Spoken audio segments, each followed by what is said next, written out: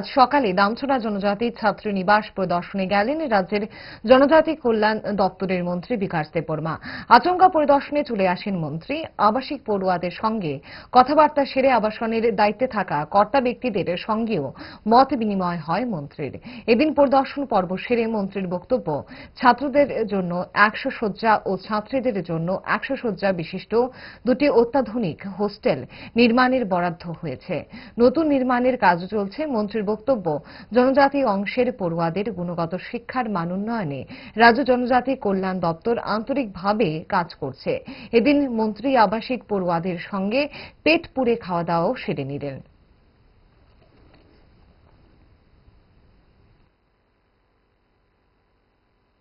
Damchhara girls হোস্টেলে তাদের সঙ্গে সকালের খাওয়ান ডাল এবং আলুর চাটনি। দীর্ঘদিন তাদের বসে খাওয়ার জন্য কোনো ব্যবস্থা ছিল না, নেই। এখন আমি নতুন বিল্ডিং স্যাংশন করেছি।